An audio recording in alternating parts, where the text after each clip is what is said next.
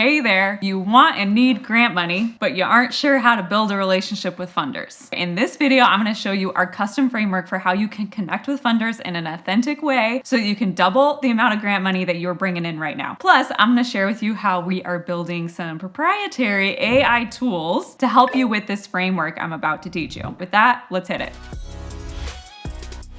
It's common to think that we're doing such great and worthy work that the funder will just see that and no duh, support us. But I hate to be the bearer of bad news. That is not the case. We actually have to be top of mind by building that relationship. That might create a couple challenges for you. You might be thinking, okay, but I don't have time to build relationships. It's so time consuming. Or maybe you don't even know who you should be building a relationship with because you haven't even decided what grants you want to go after. So how do we even make your efforts worth it? Or you think, hey, I'm the grant writer, I'm the behind the scenes person, and that is someone else's job, which to a small degree, yes, it's true. It needs to be an effort by the entire organization, but I'm the bearer of bad or good news, depending on your perspective. It is also your responsibility if you want to be highly successful. I learned all of this the hard way. I was responsible for $5 million for a new clinic here in rural Alaska. And I put together this awesome application for the foundation that has funded multiple clinics before. It should have been a shoe-in, right? 500, 600 grand easily to go towards this clinic. And guess what? It came down to the 11th hour and we were not funded. And I could not understand why. And when I further dug in, it turned out that there was bad baggage between the board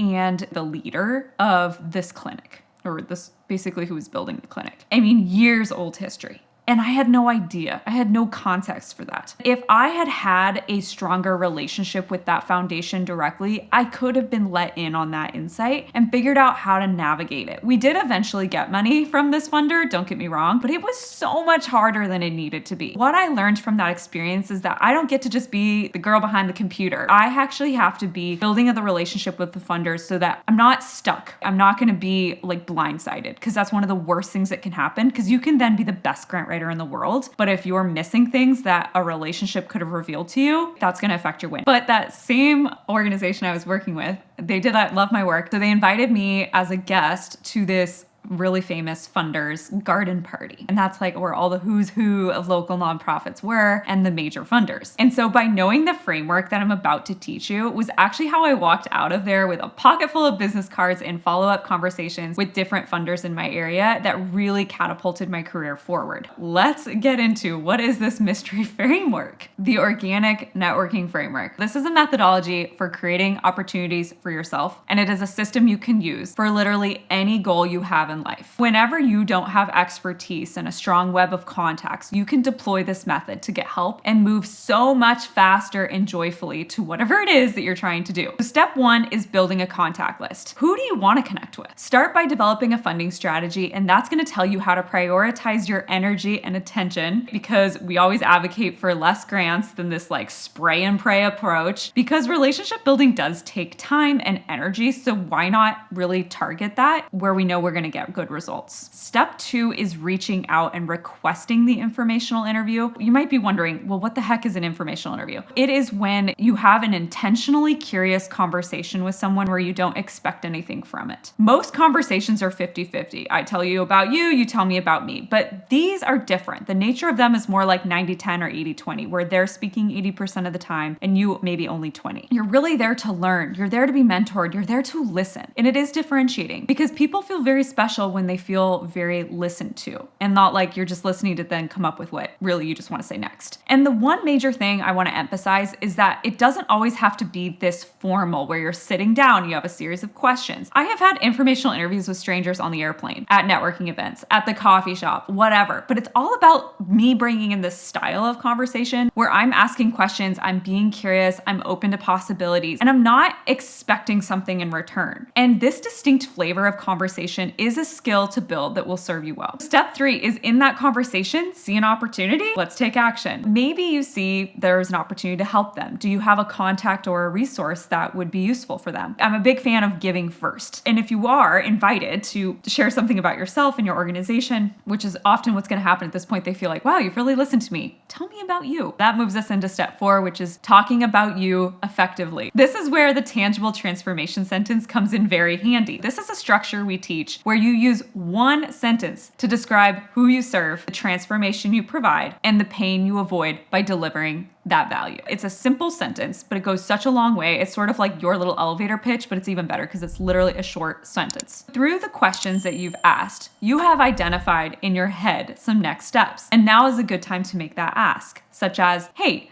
would you be willing to review our funding strategy and give me some feedback on it? Or, hey, would you be willing to provide an intro to fill in the blank? Or, hey, could I send you an overview of what we're trying to get funded and get your take on it if you think we'd be a good fit for your organization? Then I am making my ask. Step 5 is the follow-up. After your conversation, follow up however you said you would. And if you had something to share with them, get that out. But if it's a more formal informational interview, I absolutely want you sending a handwritten thank you note. In my wallet, I literally keep stamps. And yes, handwritten. This is coming from the millennial that's like pretty paper adverse. Those notes are still littered throughout offices of places I went into interview, and I can see them years later. It is such a differentiating touch. And it's a visual reminder of you that can come in real handy for them later. The magic of the organic networking framework. So this method of conversation does not make the funder feel like you're just there to take, which is what they get all day long, but that you care about them as a person. I guess I almost forgot to add too. So let's talk about how AI integrates into all this. We are working with some incredible technologists, which who knows? I mean, everything is moving so fast. It's always weird to talk about this because it'll be built by the time you watch this video. But we're working to build some custom AI powered tools that can help you build that contact list faster, write that email copy for outreach for you, and help you produce key deliverables when you are working with funders, like a power prospectus, a project planning toolkit, even your funding strategy. Since I don't know when this video is dropping exactly and things are moving fast, if you want to kind of know exactly where we're at, feel free to drop me a DM on LinkedIn and ask me where we're at. The challenge to overcome, it's not that you can't do it from a technical perspective, right? Like I know you can talk to people, but it's when that imposter syndrome kicks in or you're letting your perfectionism put this funder on a pedestal. They are human too. Or you're not doing the outreach and doing what I call fancy busy work instead. I got this tip from Mallory Erickson. She has an amazing podcast. It's called What the Fundraising. But her whole thing is make your first 45 minutes of your day all about that outreach and connection. So whether you're sending 5 connection requests for informational interviews or you're having that one real or virtual coffee date, do that every day and you will have an exponentially more rewarding and fruitful career. In review, your next opportunity is only one connection away. Adapt the organic networking framework to build your network. You'll win more grants and you'll never have to apply for another job again. And frankly, you're just going to be continually impressed by the serendipity, which really isn't. It's just the fact that you actually are well connected and just help you live like the most joyful life. If you have found this video helpful and you want to go deeper, I made you a deep dive training on how to win more grants by writing less grants. The training is linked up below. It is specifically for those of you that are working for nonprofits as an in-house grant writer. So go check that out and let me know what you think. If you've enjoyed this video, hit the like and subscribe button and add a comment. I really do respond to all of those.